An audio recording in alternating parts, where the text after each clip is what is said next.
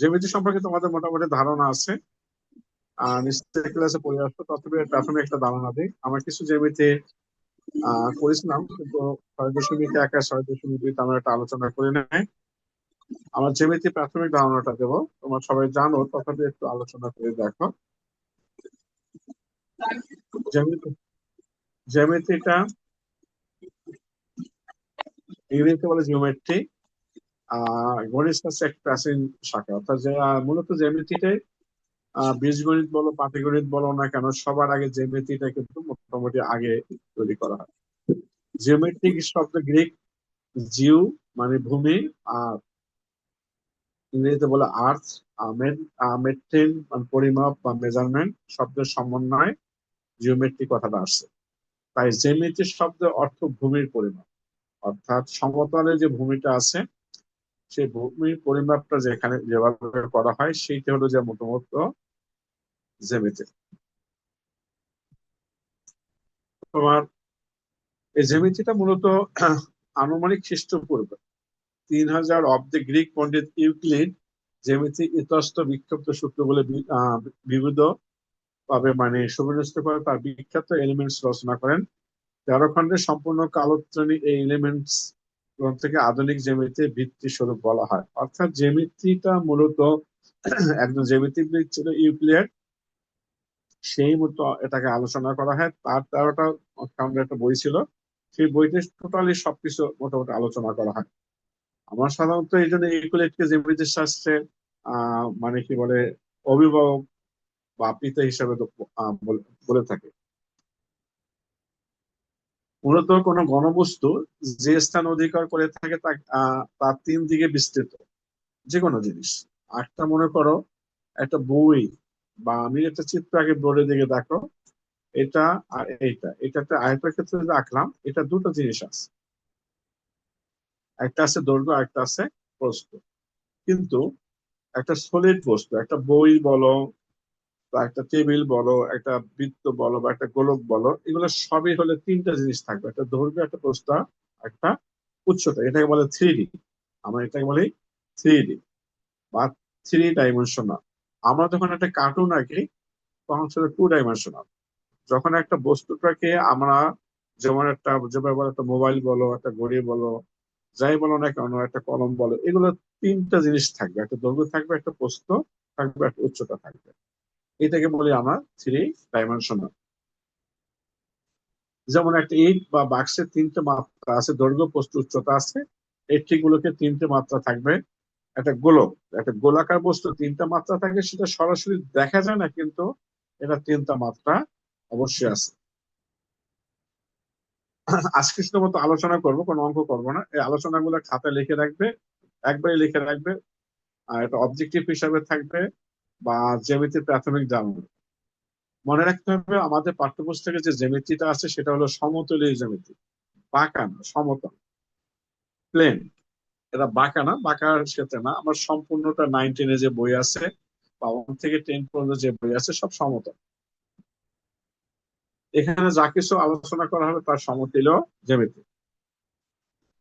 তল, যেমন একটা বইয়ের একটা উপরি পৃষ্ঠ, একটা বইয়ের একটা উপরি পৃষ্ঠ, বা আমি যে রোল নাম্বার 57, তুমি কিন্তু তোমার স্ক্রিনে দাগ দিয়েছো, দাগটা মুছে ফেলো না, কিন্তু আমি তোমাকে এটাকে বের করে দেবো। আচ্ছা, আমরা যেমন একটা বইয়ের উপরের অংশটা, আমি কিছুক্ষণ আগে দেখছিলাম বইয়ের যে উপরের অংশটা, আমি একটু দেখেছিলাম, এই বইয়ের যে উপরের যে অংশটা আছে এইটা হলো 2 ডাইমেনশনাল, দৈর্ঘ্য আর প্রস্থ আছে শুধু, এই জন্য এটাকে বলে 2 ডাইমেনশনাল। যেমন একটা ত্রিভুজ যদি আঁকি, এটা একটা 2 ডাইমেনশনাল, এটা দৈর্ঘ্য আছে আর প্রস্থ আছে। কিন্তু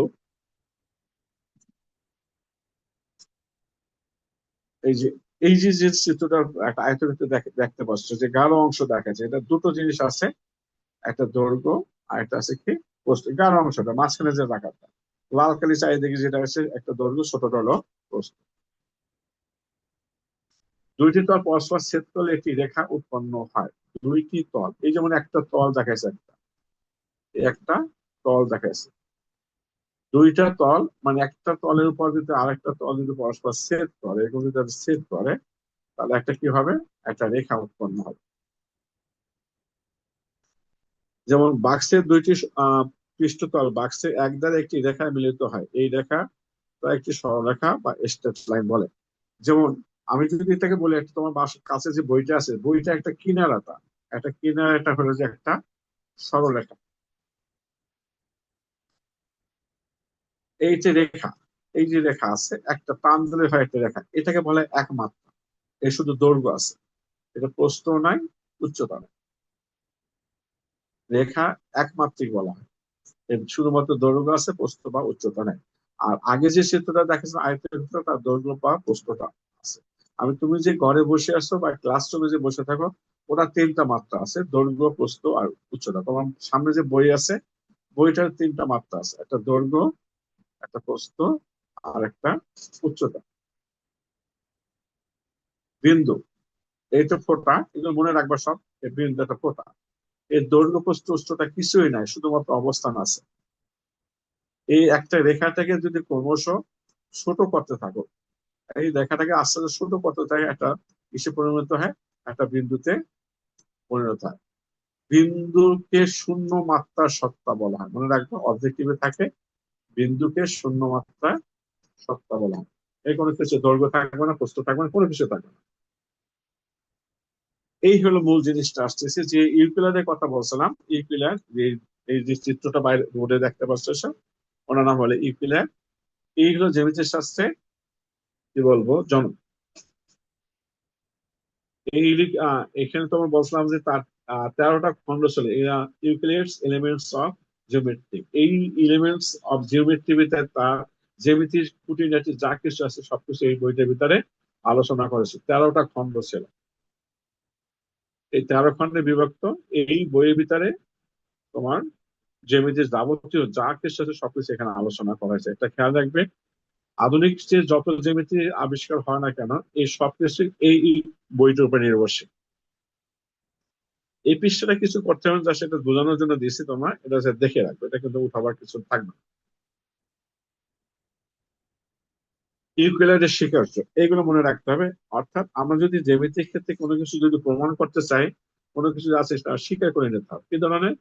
ইউক্লিড বিখ্যাত গ্রিক গণিতজ্ঞ, তার লেখা গ্রন্থগুলোর মধ্যে মাত্র 3টা সন্ধান পাওয়া গেছে। এগুলো হলো ডাটা, অপটিক্স ও এলিমেন্টস।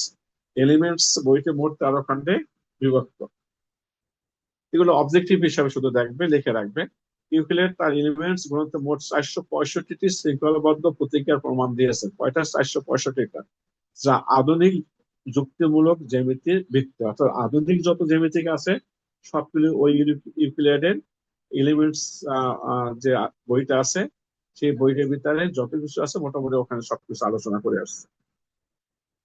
23 শতাব্দীর পরও, মানে এখনকার পরও, তাই গাণিতিক প্রমাণগুলো যথাযথভাবে গণিতের ভিত্তি হয়ে রয়েছে। এই যে ইউক্লিডের যে কৃষিকার্য আছে, এখানে সবকিছু আলোচনা করার ভিতরে আছে।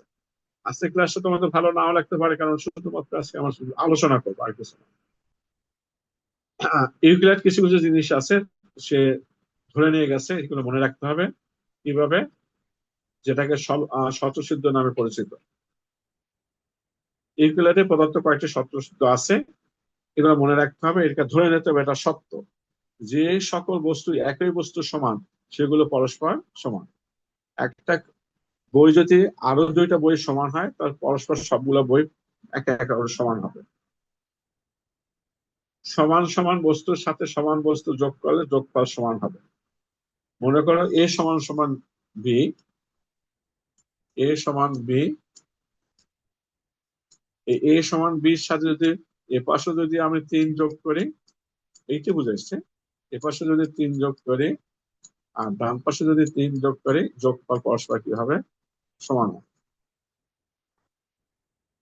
তারপর সমান সমান বস্তু থেকে সমান সত্য বিয়োগ করলে একই ফলাফল, আগে করছি যোগ, এবার করছি বিয়োগ, সমান হবে। যা পরস্পর সাথে মিলে যায় তা পরস্পর সমান। একই রকম যদি চেহারা দেখা যায়, তা পরস্পর সমান হবে। পূর্ণতার অংশ চেয়ে বড়, পূর্ণতার অংশ চেয়ে বড়। এই যে মনে কর 3.436,